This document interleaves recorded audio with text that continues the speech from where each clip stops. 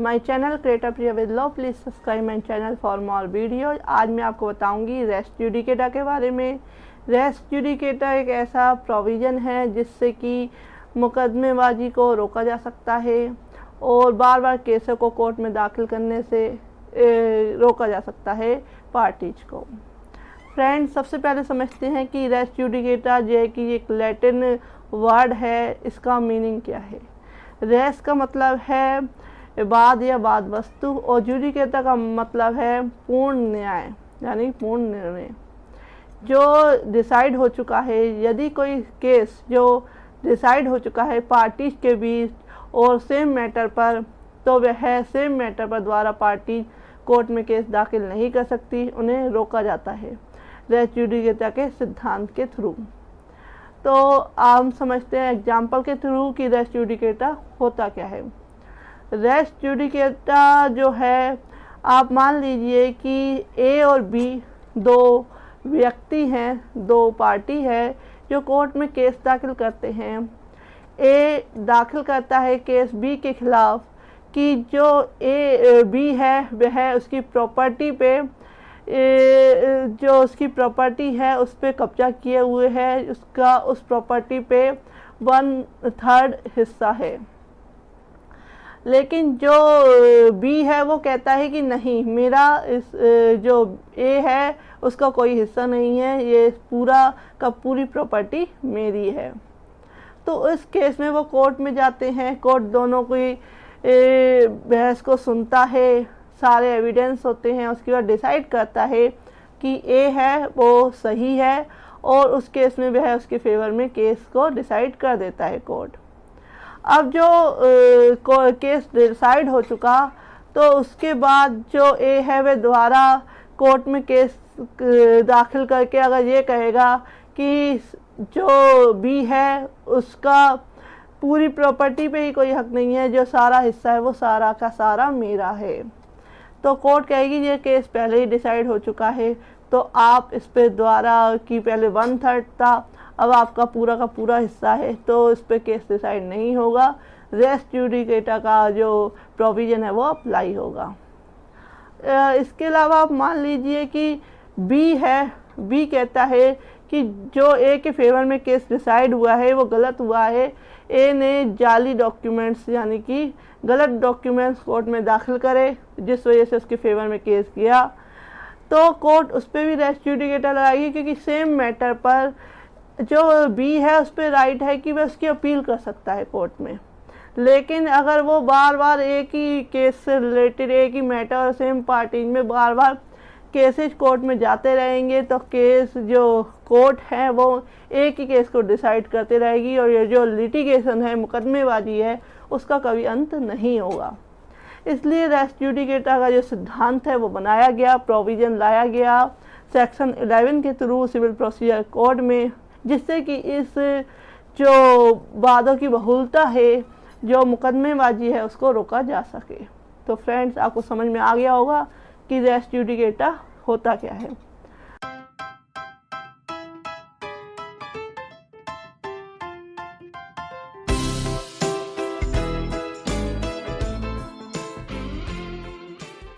Civil procedure code में race judicata का जो प्रोविज़न है सेक्शन 11 में, उसमें बताया गया है कि किन किन पॉइंट्स पे रेस जुडिकेटा यानी किन किन केसों में रेस जुडिकेटा अप्लाई होगा। तो first of all, no court shall try any suit and issue in which subsequently या डायरेक्टली, यानी कि कोई भी न्यायालय ऐसे किसी बात का या इशू का, विवादक का विचारण नहीं करेंगे जिसमें कुछ पॉइंट सेम हैं। फर्स्ट है matter is same, parties are same, title is same, heard by competent court यानी कि सक्षम न्यायालय के द्वारा, जिस न्यायालय को कोर्ट को डायरेक्शन था उस केस को सुनने का, उसके द्वारा सुना गया है। Decided by a competent court, सक्षम न्यायालय के द्वारा डिसाइड किया गया है वो केस। नो अपील लाइज, किसी तरह की कोई अपील नहीं की गई है उस केस में और केस डिसाइड हो चुका है। अपील जो है, अपील भी डिसाइड, अगर अपील की गई है तो वो भी डिसाइड हो चुकी है और केस पूरी तरह से सॉल्व हो चुका है। तो उस केस में ये जो रेस जुडिकेटा का जो सिद्धांत है, जो प्रोविज़न है, वो अप्लाई होगा। तो फ्रेंड, अब ये पॉइंट आता है कि रेस जुडिकेटा क्यों बनाया गया, क्या आवश्यकता थी इस सिद्धांत को बनाने की, इस प्रोविज़न को सिविल प्रोसीजर कोड में लाने की। तो फर्स्ट ऑफ ऑल कुछ ऐसे सिद्धांत मैक्सिम पर यह आधारित है रेस जुडिकेटा। फर्स्ट है, no man should be vexed twice for the same cause, यानी कि एक व्यक्ति को अलग अलग तरीक़ों से एक ही केस में बार बार, एक ही मैटर में बार बार परेशान नहीं किया जाना चाहिए। सेकंड मैक्सिम है, it is in the interest of the state that there should be an end to litigation, यानी कि मुकदमेबाजी का अंत होना चाहिए, ये राज्य को, जो स्टेट है उसको कोशिश करनी चाहिए। थर्ड है, a judicial decision must be accepted और करेक्ट, एक न्याय निर्णय को ही सही माना जाना चाहिए। इसमें कुछ सिद्धांतों पे जो आधारित रेस जुडिकेटा है। सेक्शन 11 है रेस जुडिकेटा का, उसमें कुछ एक्सप्लेनेशन दिए हुए हैं, स्पष्टीकरण दिए हुए हैं, जिसमें कि कुछ पॉइंट्स को स्पष्ट किया गया है। फर्स्ट है फॉर्मर सूट, यानी कि पूर्ववर्ती वाद किसे कहते हैं। पूर्ववर्ती वाद उसे कहते हैं जो कोर्ट में चाहे पहले दाखिल किया गया हो, यानी कि दो केस अगर कोर्ट में दाखिल किए गए हैं, लेकिन जो केस पहले डिसाइड होगा वही फॉर्मर सूट कहलाएगा। ये है फर्स्ट पॉइंट। सेकंड पॉइंट है कि कॉम्पिटेंट कोर्ट, अगर कोई केस कॉम्पिटेंट कोर्ट यानी सक्षम न्यायालय के द्वारा डिसाइड किया गया है, तो कोई व्यक्ति यह नहीं कह सकता कि जो डिसीजन किया गया है वो कोर्ट है, उसको उसकी अधिकारता नहीं थी उस केस को सुनने की। अगर वो कॉम्पिटेंट कोर्ट है, सक्षम न्यायालय है, उसके द्वारा डिसाइड किया गया है, तो उस पर रेस जुडिकेटा अप्लाई होगा। थर्ड पॉइंट है कि कैसे पता चलेगा कि जो केस है उसमें रेस जुडिकेटा अप्लाई होता है कि नहीं होता, या क्या बात बिंदु अराइज हुए। तो जब एक पार्टी के द्वारा किसी इश्यू को या किसी केस को एक्सेप्ट कर लिया जाता है और दूसरे जो पार्टी है उसके द्वारा डिनाइड कर दिया जाता है, तो उस केस में उनके बीच कुछ इश्यू अराइज होते हैं, तो उसे कहते हैं वाद बिंदु। थर्ड है, फोर्थ है कि फोर्थ जो पॉइंट है वो मैं आपको एक एग्जांपल के थ्रू बताती हूँ कि एक व्यक्ति ए ने एक गाड़ी पार्किंग में वो है लगाता था अपनी गाड़ी को, और कुछ कारण से वो बाहर चला गया कुछ दिनों के लिए। तो उसकी जगह पे जो बी है, जो दूसरा व्यक्ति है बी, उसने कार पार्किंग में लगाना शुरू कर दी। उसने एक सप्ताह तक कार पार्किंग में लगाई, और उसके बाद जो ए है, जो पहला व्यक्ति है जो कार पार्किंग में अपनी लगाता था, वह वापस आया। उसने कहा कि यह तो मेरी जगह है, इस पे मैं कार पार्किंग करता हूँ, तो आप अपनी कार को हटा लीजिए।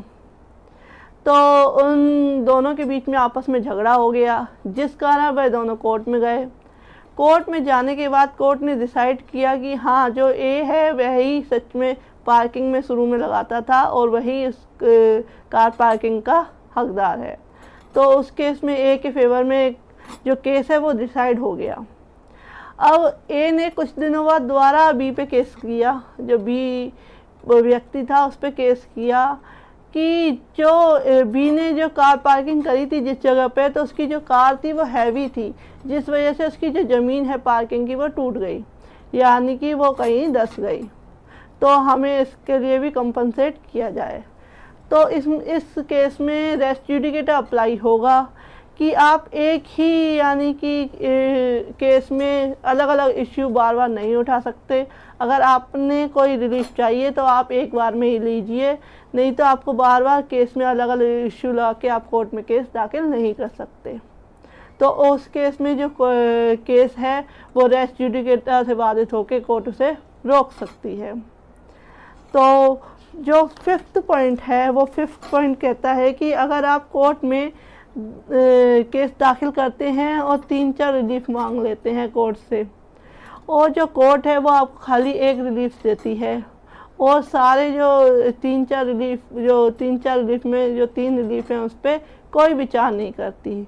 तो इसमें ये समझा जाएगा कि जो कोर्ट है उसने उन सारे जो इशू हैं उसको नामंजूर कर दिया है, यानी कि मना कर दिया है।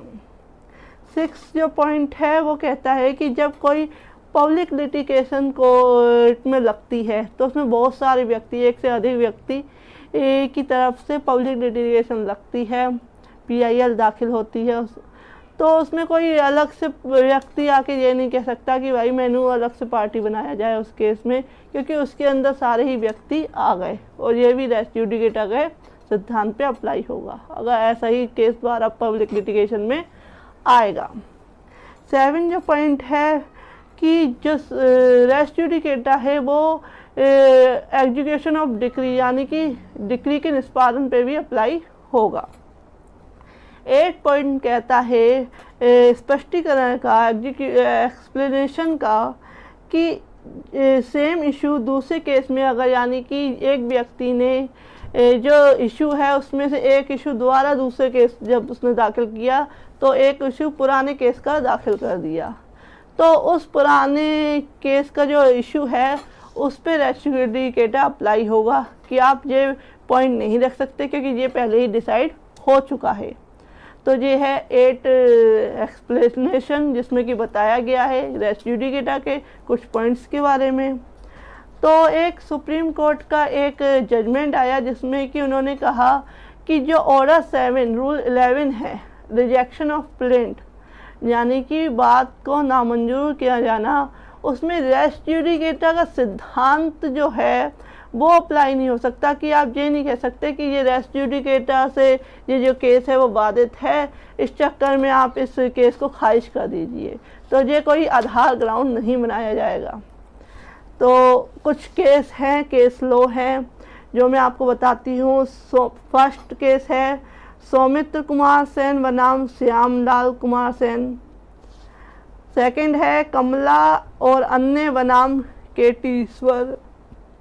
थर्ड है शक्ति बॉक्स फूड इंडस्ट्री लिमिटेड बनाम central bank of India. Supreme court का केस है श्री हरि हनुमान दास तोताला बनाम Hemant Vithal Kamat. Civil appeal number 4665 2021। Citation है LL 2021 ASC 364 यानी कि 364। कोरम है न्यायमूर्ति दिवाई चंद्रचूड़ और न्यायमूर्ति AR शाह। तो ये कुछ केस लो है जिसकी मैं आपको एक जो पिक्स है वो भी आपको इस वीडियो के लास्ट में आपको समझा दूंगी। फ्रेंड्स, क्लियर है ये आपको रेस जुडिकेटा का कॉन्सेप्ट। अगर आपको मेरी ये वीडियो पसंद आई हो तो इसे लाइक और शेयर करें और मेरे चैनल को सब्सक्राइब करना ना भूलें। Thank you for watching this video.